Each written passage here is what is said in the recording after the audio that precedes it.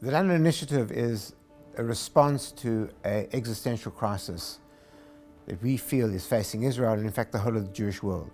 And it's a crisis from within.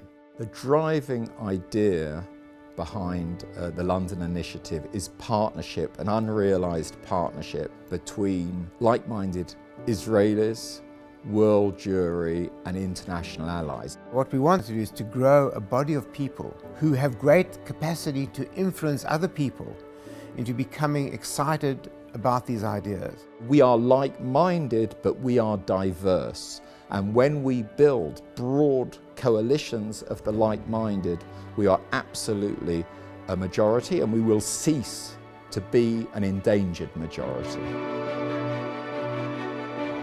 Working with the age group between 18 and 35, I have to come to the conclusion that I see a lot of young people who have lost hope. The discrepancy between the people in Israel and the leadership is so big. I'm afraid that we're going to lose the dream of 2,000 years. I'm afraid that Israel might survive in body but not in spirit. As a religious Jew, in many ways, I feel alone politically. My American Jewish peers are moving further and further to the left. My Israeli Jewish peers are moving further and further to the right.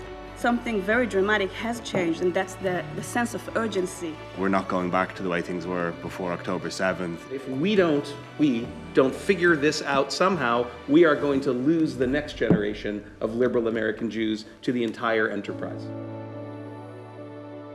What motivated me to take part in the London Initiative is post-October 7th, loss of hope, and trying to reach out for new ideas and new partners and trying to figure out the way forward. We're in a crisis, people who lost their life and people who lost their houses. So it's very urgent. It's emergency even, not urgent.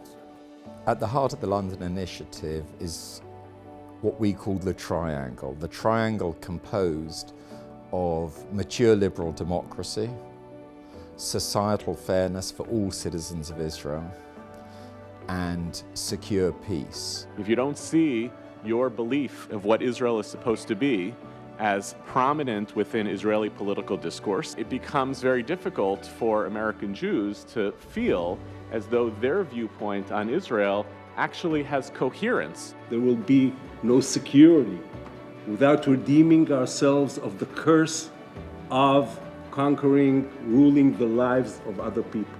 Too often, data is used to kind of shut down debate. So someone will say, this is what the numbers say, and therefore I am right. The data should always be the beginning of the conversation, not a discussion stopper. If you want to promote more societal fairness and equality, you can't ignore the erosion of democracy. There is only one stable solution which will enable a Jewish democratic state. We can paint it in any color we want, but it's a two-state solution. We need to bring the perspective of the Palestinian people in Israel. We see ourselves as outriders for the hundreds of thousands and millions of Israelis and world Jewry that hold many of our positions and are very often shut down and cowed from sharing them. Somebody did call me deranged. I've been told I'm a fool. I've been told I'm a self-hating Jew. I've been told to shut up.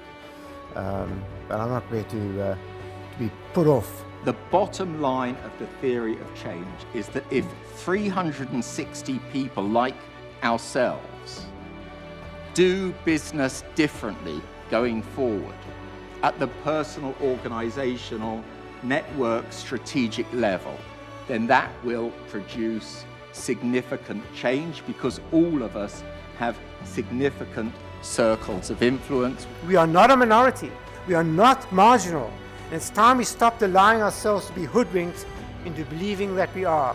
We have agency. We're a family, everybody in this room, and we can fight like family, but we can also love like family.